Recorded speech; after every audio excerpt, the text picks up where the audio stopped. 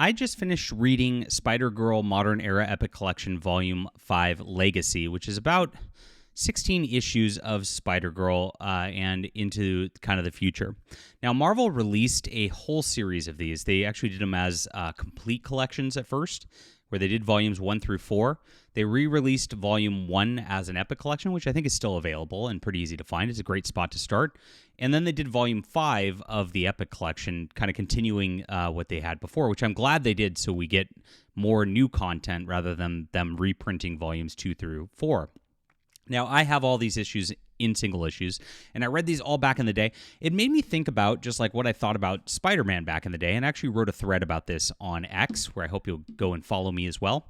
Where Amazing Spider-Man went off the rails in 2007 with One More Day, when J. Michael Straczynski had Peter Parker make a deal with the devil, Mephisto, to end his marriage in exchange for Aunt May to get a few more months on her life.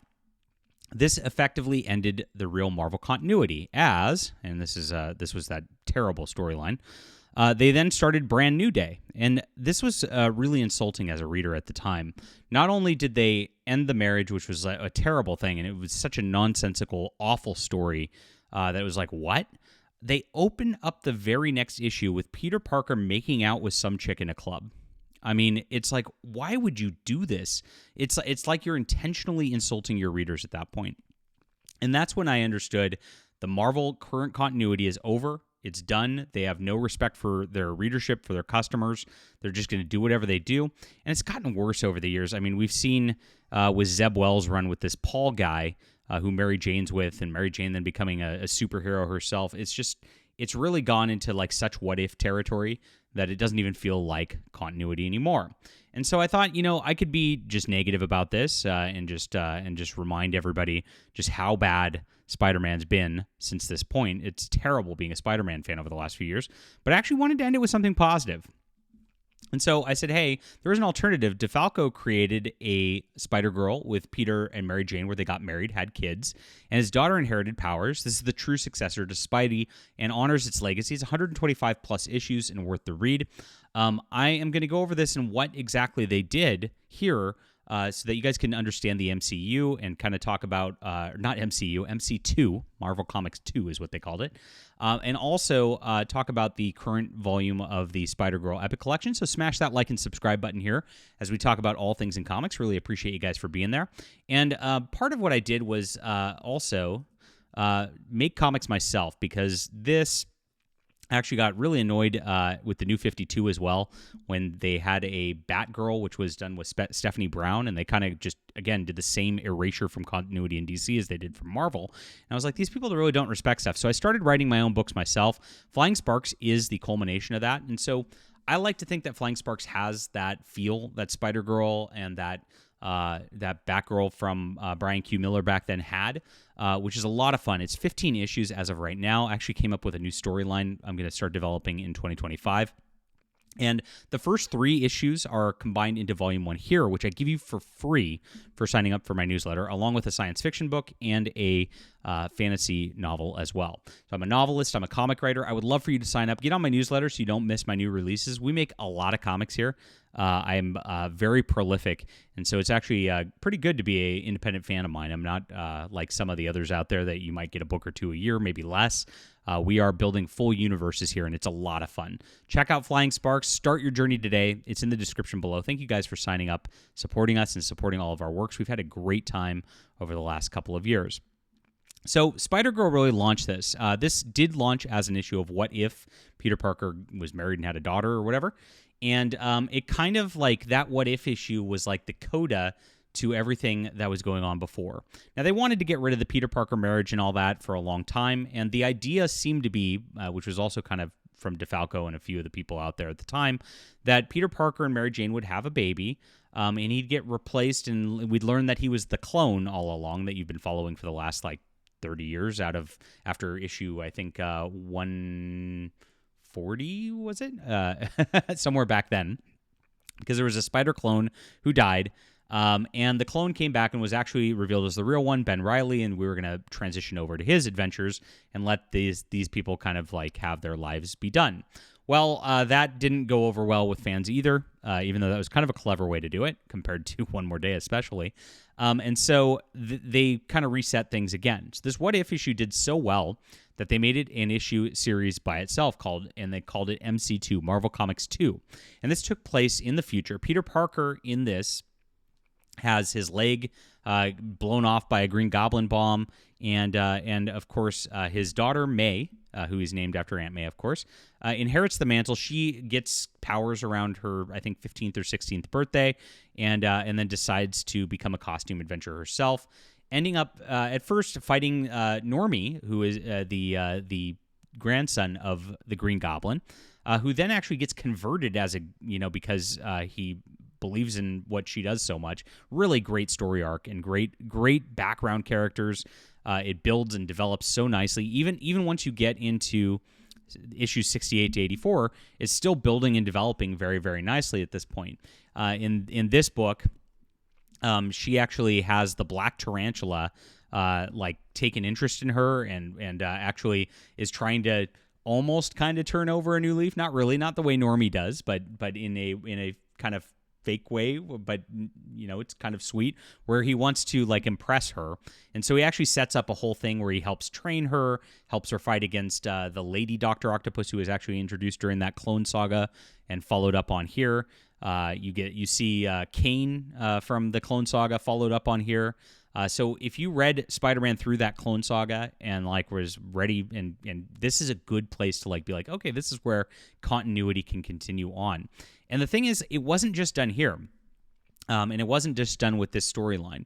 Now, great storyline there.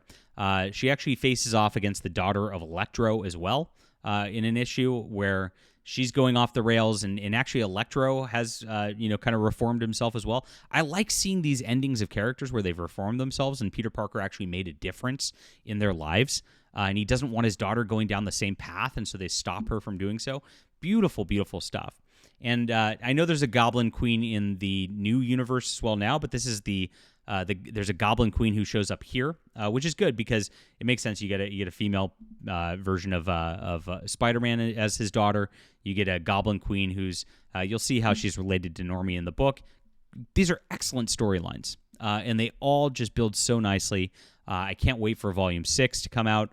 Now, the original run went up to issue 100, and then they kind of rebooted it, and they did a couple of issues there, and then they rebooted it again. But it ended up around 125 issues, as I recall, total. Pretty cool. I wish it would have kept going forever. And actually, a lot of people love this. This came from CBR in 2022.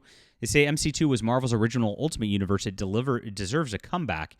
I don't want it to come back because I don't want modern writers to touch this unless Tom DeFalco is doing it or they hire me, which I don't think they'll do. But there's more to the universe than just May Parker. They actually launched an Avengers called Avengers Next. And in this, they have a gal, American Dream, who actually got brought into regular continuity. Juggernaut 2, who's actually the son of regular Juggernaut, who actually decides to be a hero with his powers. And you get some cool developments there. Moreover, they did a mini-series of a future Wolverine, who, they've now got X-23, who's kind of like this, which was really good. They also had a Fantastic Five miniseries, which continued that. And the best part about Avengers Next is Tom DeFalco worked on Thor and then eventually created Thunderstrike with Ron Frenz as well. And Thunderstrike continues into this series as well as a character as the Thor Next Generation, right? And then the Fantastic Five, it really continues off of Tom DeFalco's line where the Human Torch was married to the Skrull Lady, and that was such a cool storyline back then too, that he really just kept Marvel continuity going when it all got erased. Remember Onslaught? They rebooted it with Heroes Reborn and then kind of reset everything and pretended some things didn't happen to try to get them more iconic. Spider-Man did the same, obviously, as we just showed you. This didn't do that. It just kept those continuities going and did such a good job. Now, this universe, while Avengers Next went 12 issues, Juggernaut 2 went 12 issues, Wild Thing is the one that the Wolverine was called, and Fantastic Five just had miniseries. Fantastic Five got a second miniseries later, and then they did a few events called Last Planet Standing, Last Hero Standing, to really like build big events into the universe as well as the storyline goes along.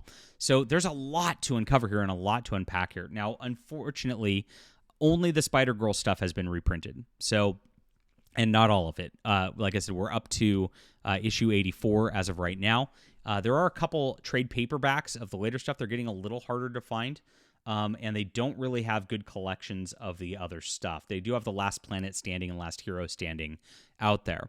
I actually took a bunch of the issues because I'm not sure they're ever going to reprint a lot of those and bound them into hardcovers myself because I love this line so much. But this is a great spot to just be like, this is the true successor to Marvel continuity, and this is where we should be.